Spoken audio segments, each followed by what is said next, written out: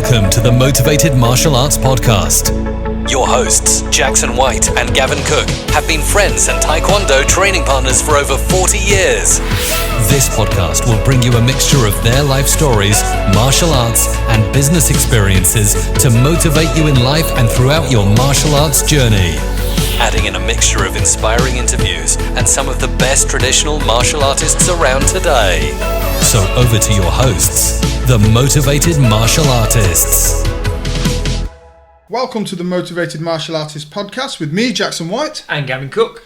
And today we've got our first in-house guest. She's live with us in the studio. It's a young lady that I've trained with for almost 10 years now and watched develop from a young child to a full-class international competitor, Anjali Neel. Hi everyone. Hi Anjali, it's good to have you in today. It's good to be in the studio. So Anjali, first studio guest, how does it feel to be invited into the Motivated Martial Artists Podcast lair? Yeah, I'm really honoured, it feels really good. Okay, we're going to kick off with our first question then, so over to you, Gavin. Okay Anjali, so I suppose me and Jackie, and obviously we've known you for quite a few years, but our audience would love to know a little bit about your insight in the early years, your childhood at school, all those sort of things, and if you could fire away. So, I started training in Taekwondo in 2007, and before that I didn't really do any sports seriously. I learnt to swim, was quite sporty at school, but was never really one of the best ones. And yeah, since I was never really naturally good at Taekwondo either. So how did you get into Taekwondo then? I actually used to go swimming at the sports centre in Lutworth, where I used to live, and I saw martial arts Taekwondo class there, so I asked my mum to join in. And after a while I started, and it wasn't actually a TAGB club that I'd seen, it was an ITF club. So I started there for a while, got my yellow tag there, and then we moved over to rugby, and that's when I changed clubs and started with Pat Carter in rugby. When you started, how did you find the change from going from an ITF club to a TAGB club? To be honest, I was only there for a few months at the ITF club where I started, and I was quite young, I was 7, so I didn't really see that much of a difference. But once I started with Pat in rugby, felt really welcome, enjoyed it straight away, definitely knew it was kind of the right sport for me. Yeah. Okay, so what did you like about Taekwondo? What kept you motivated? What kept you interested in going back as a young child? I think initially I wasn't much of a girly girl, like rather than playing with dolls and that kind of thing. I quite enjoyed all like action and a bit more sort of sporty and that kind of thing. But yeah, it just seemed really cool. I liked the fact you could get a new belt every few months, and there was always something to aim for. That's the good thing about Taekwondo, isn't it? You've always got like a target to keep achieving. Yeah, it's really good. Okay, so talk us through, what's the first grading you can remember taking? I think I can remember taking probably one of my green belts or blue belt maybe. I don't know, I don't really have very vivid memories of gradings. I remember one year when I was really young, I remember taking one of my teddy bears to my grading.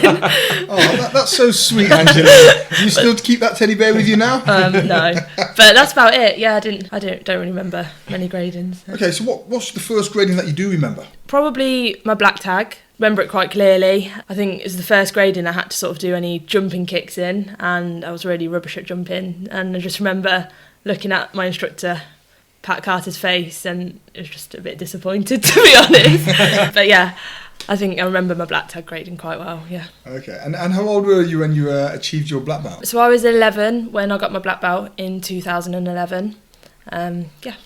Okay, so something that I always remember about you, Anjali, even from a really young age, you were probably about 6 foot taller than everybody else. Thanks, Jackie. Well, it's true. So, and I know we've discussed in the past how you found being, extraordinarily tall for your age. It made you self-conscious. Can you tell us how it made you feel during those early teen years? Well, now I'm 5'10", which is not really very tall. Well, it's not extraordinarily tall, but I've been this height since I was about 7 years old. So I was taller than sort of everyone at school, everyone my age in my Taekwondo club. So I don't know, I think it just made me feel a bit, like a bit of a freak and a giant. But yeah, it's not too bad now. But yeah, that was something that was... Surely it must have been handy when you was in the club sparring all the 8-year-olds and you're the size of a 20-year-old. Yeah, well, that's it. I think it gave me sort of a head start in competing, like I said, I wasn't very naturally gifted at any flashy kicks or anything like that, but the fact that I had very long legs and I could just use them to score points was probably, looking back, was probably a really good thing. And how has Taekwondo given you that confidence to really sort of go forward and compete and do as well as you're doing now? I think going back to sort of that self-esteem thing, obviously at school I thought being tall was a really bad thing, but I think training in Taekwondo has allowed me to actually realise it's a really good thing and that I can use what was an insecurity to actually be quite good at something. To your advantage, yeah, absolutely. I mean, myself and Jackie, obviously, we're good friends with Pat, and we've both trained under Pat Carter. Tell us a little bit about your instructor, Pat. I know he's certainly taken you under his wing all these years, and really helped you to sort of become the fighter that you are now. Yeah, so I can't really speak of Pat highly enough. He's done loads for me over the last sort of 12, 13 years. We just get on really, really, really well. So it's not just the training. Pat is a lot more than just an instructor. Mentor? Yeah, mentor, friend. And things like, obviously, as I was coming up into the team, were some really important years at school, doing my exams and that kind of thing. Pat would pick me up for training. He'd say, have you done your homework? I'd say no. He said, right, you're not going training. So that kind of thing motivated me to do my studies. And sort of I had that fact that if I didn't do what I needed to be doing in life at that sort of time, then I wouldn't be able to train and that kind of thing. So he's been really, really good for me. Yeah. Really. Okay, Anjali. So tell us a little bit about what got you competing and what got you started competing in national and international, local competitions. So like I said, I got my black belt in 2011. I don't know if anyone else knows, but I didn't actually compete until 2012. So was that your first competition? Did you not compete as a colour belt? No, I didn't compete at all as a colour belt. I think I did an inter-club when I was black tag, but none of the national or international regional tournaments until I was a black belt. How did Patrick Carter let you get away with that? I'm shocked. I know. But yeah, I think after I got my black belt, I was enjoying it. Obviously, when you get your black belt when you're under 16, you then got 4 years between first dan and second dan, rather than 2. So I had 4 years until my next proper grading, and I just thought I need something else to work towards. So then I got stuck in at the British 2012, which was my first tournament, and actually won the sparring. So that was really good. The first competition, and you got gold. Yeah. I bet you thought, why didn't I enter these competitions before? It's exactly what I thought, which led me to then, I think I've done every tournament since, pretty much, yeah. Okay, so in the competition side, what do you prefer? Do you prefer the sparring or do you prefer the patterns? Because I know you win a lot of competitions in the patterns category as well, don't you?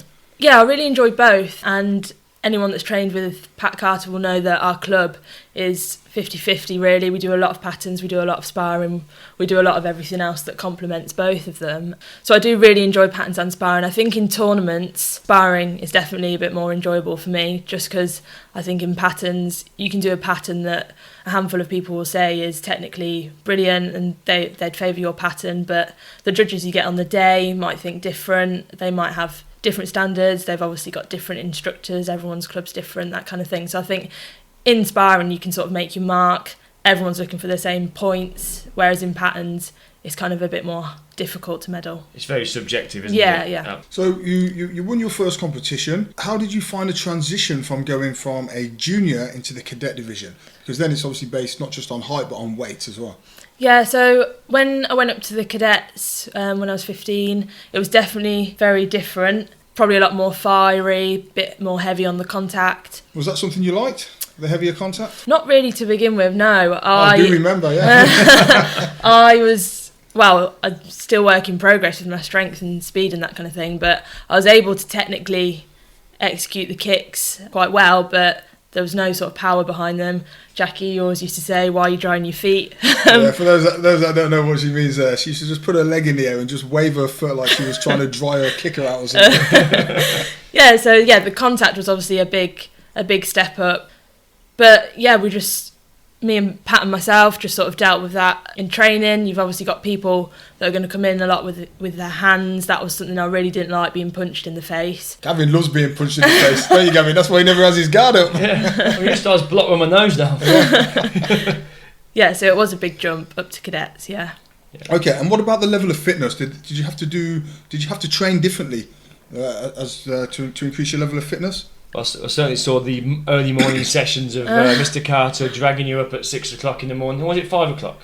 6 o'clock. 6 o'clock. Yeah. There you go. There's your stamina, no? Yeah. So as well as sort of being strong and that kind of thing, I was never anyone that knows me at squad training now, I'm still not a good runner. It's quite slow at running. I could spar, to be fair, for a while and not be as tired as I am running, but running was kind of a big thing that I had to, especially because the first sort of third of squad training is running, and being last is embarrassing. So had to work really hard to get my running up, but that sort of led to my stamina increasing, sort of that speed and fitness and all of that. So yeah, I think running was a big thing that I had to take on as I moved up the ages. So yeah. would you say that's one of your biggest challenges today, to get that fitness up through running? Yeah. So running still, I think, at squad training session, you do quite a bit of running at the start, and that's still the bit where I'm the worst at. Correct me if I'm wrong, but I'm sure Pat Carter told me a story that he took you out one morning and he said, picked you up and he said, we're just going for a mile run. Oh, that's true. And he got on his bike and he went about 10 mile later. Yeah, so I thought we were just going for a short run. Hours later, turns out we did about 8 miles. So yeah. So what would your advice to be for any of the younger juniors that are transitioning now into cadets about their fitness? What would you recommend to them? I think you've just got to find out where your weaknesses are. Some people are really naturally aerobically fit. Some people have got to really work at it. So you've just got to find where your weaknesses are and sort of research and ask people what's the best training to get that better. Because everyone's different. If everyone stuck to the same training program, then it wouldn't work. But yeah, you've got to find where your weaknesses are. Okay. And what motivated you then to start going to squad training? You know, you mentioned you've been at squad training now, and of course in the TAGB you can't be an international fighter and represent the TAGB unless you attend squad training. So what motivated you to attend squad training? So like I said, I did my first competition in November 2012, and then I sort of did a few regional ones at the start of 2013 in the run up to the World Championships in Coventry in 2013. I competed in that World Championships, lost my first round, and then went back on the Sunday to watch all the adults fight. And I remember I was up, yes, you Jackie. Thank you, Anjali. I remember I was sat up in the seats, and somehow Pat had managed to get me down onto the mats, and it was the international team event. I remember sitting really close to the mats with Pat and watching the international teams fight. We watched the ladies teams. I think it was Charlotte Scott, Tamsin and Nikki Line fighting in that one, and I just remember being absolutely awestruck. I was like, that's really amazing. And Pat said to me then, it was at the 2013 World Champs, he said, you want to be like that one day? And I said, yeah, I really, really do. So since then, I went to pretty much every squad session. It's interesting because I think in most people's martial arts career, there's tend to be one sort of catalyst that really influence them, and they think, you know what, this is the point. I know Jackie calls it the awakening, where they sort of, something happens and they think, you know what, this is for me. This is what I want to do. That's all I want to do. Do you think that was the time for you, Anjali? Yeah, definitely. I think it was. And when I started squad training was sort of when I got good, really. So yeah, it was. Okay, so let's talk now about the transition from being a cadet to an adult, because again, having done that as a junior, for me it was a huge step up, because all of a sudden from being the king of the when we were fighting, we had juniors and then adults. So at 16, there was no cadets. So we moved straight into the adults. And of course, I noticed that change in power. The opponents were faster, they were stronger, they were fitter than me. How did you adapt from becoming a cadet to an adult? How did you find that transition? Again, going into the adults, another massive step. I think the biggest thing really was sort of that experience, being the youngest one in the adults, having just turned 18. Pretty much everyone else in the division had 5, 10, 15 years experience on me, and whereas in the cadets, somebody's going to be strong, they're going to be coming for you, but if you've got that technique, if you think about it, use your head, move around, then you're going to score your points. Whereas in the adults, you can throw your best techniques, and fighters know exactly what you're going to do, and you just think, well, this is not working, and it's quite daunting really to start off with. But no, I really enjoyed going up to the adults. Like, made me, I wouldn't be where I am now without that sort of push. And how important do you think it was going to those squad training sessions? I know obviously when we used to go as youngsters and you're competing against these real high level competitors on a weekly basis every Saturday without fail, and it really made a difference, certainly to me and Jackie. Do you feel as though it's really changed a lot of your style of fighting?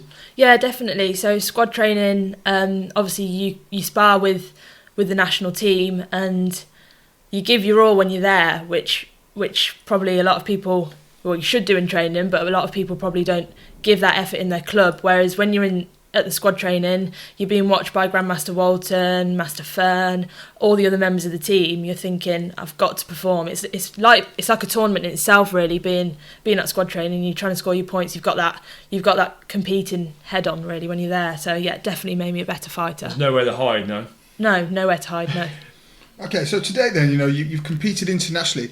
Talk us through your first international trip. So the first international trip I went on was actually in 2014. I went to Switzerland. I was still a junior then, so I'd saved up and sort of paid for that one myself, went over with my mum, which was a really good trip. Again, really enjoyed watching the teams and the adults there, and actually won that Europeans in Switzerland as a junior, which was really good. Definitely different. Had a chance to fight some of the Russian girls, some of the different European countries, which was a really good experience. And then 2015 was really my year. I went to Italy with the team and I went to Canada with the team. And then that year I got the Best in Grading award as well. So 2015 is a really, really memorable year for me. Yeah. Fantastic. And you mentioned your mum, she took you on a trip as a junior. How important has it been to have the support of your parents? Oh, my parents have been fantastic. Yeah, anywhere I wanted to go, squad training, tournaments. My parents have supported me, through it all, and to have my mum there for my first sort of abroad tournament was really, really good. Yeah, she really enjoyed watching as well, which was good. Yeah.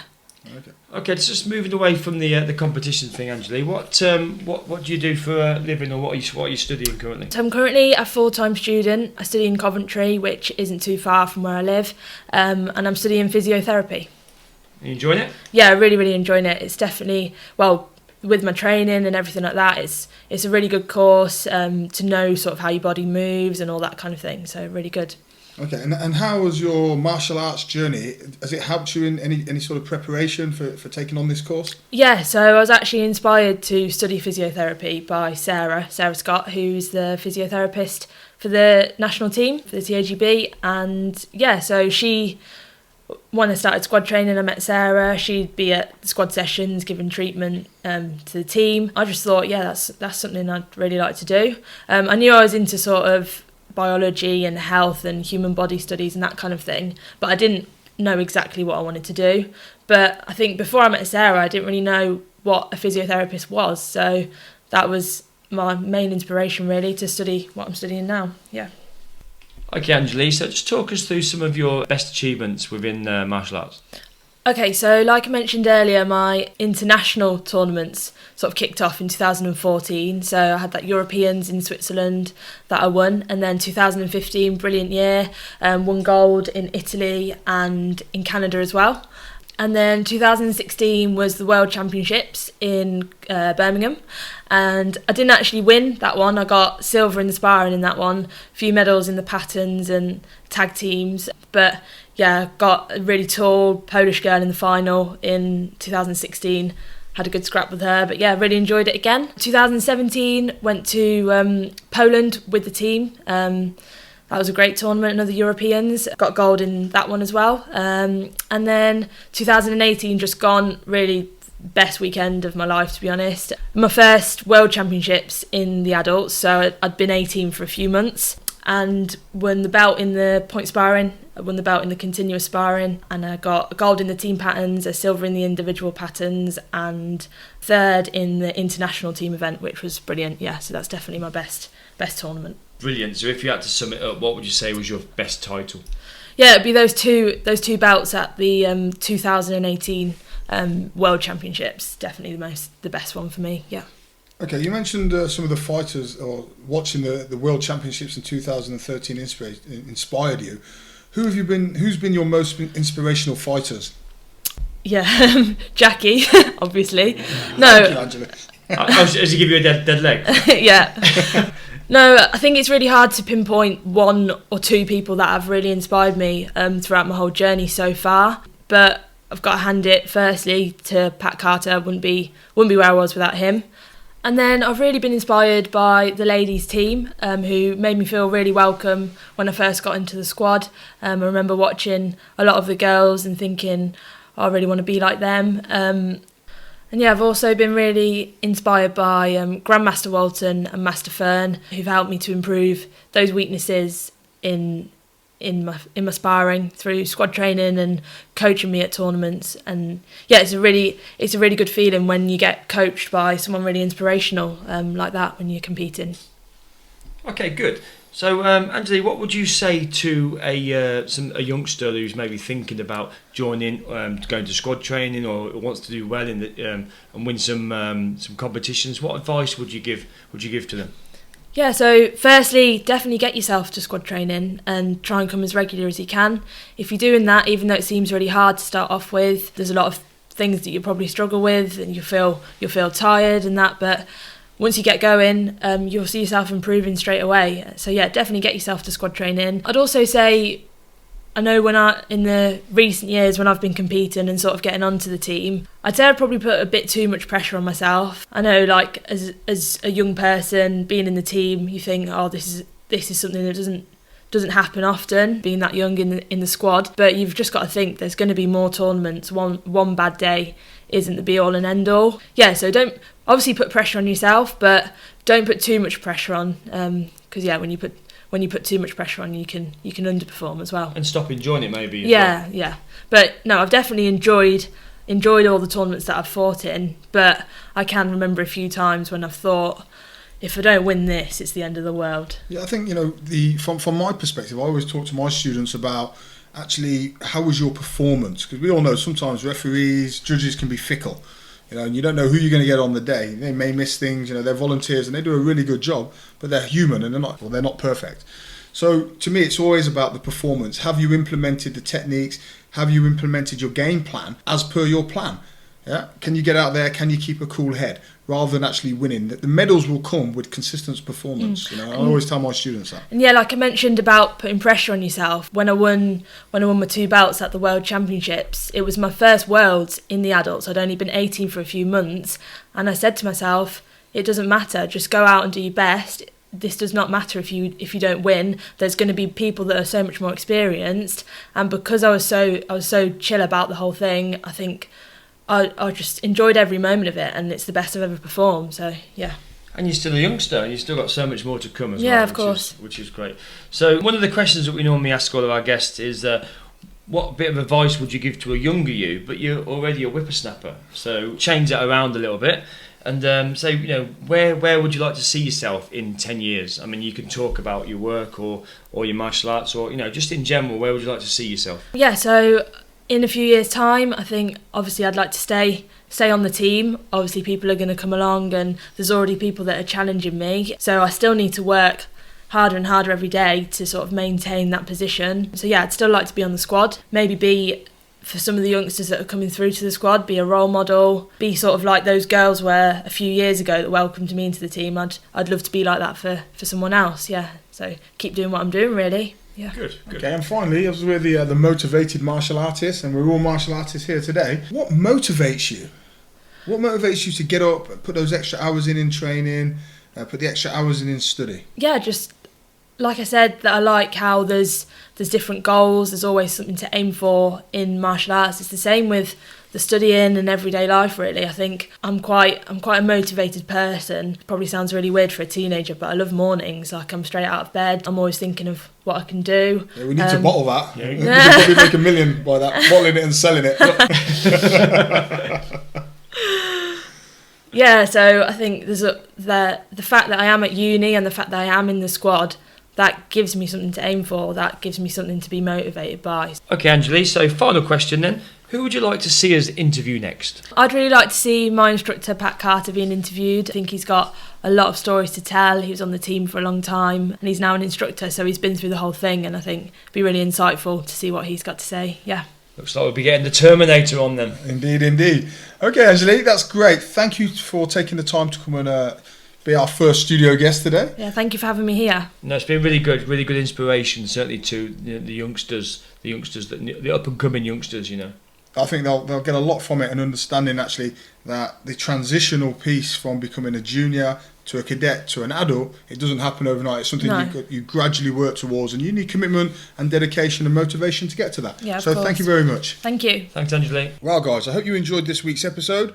Don't forget to like our Facebook page and our Facebook group, The Motivated Martial Artist Podcast. Or check us out on Instagram, The Motivated Martial Artists, where you'll see much more content and early insight into some of the interviews and some of the guests and some of the conversations around the things that we're discussing. Hope to see you all next week. Bye for now. Bye.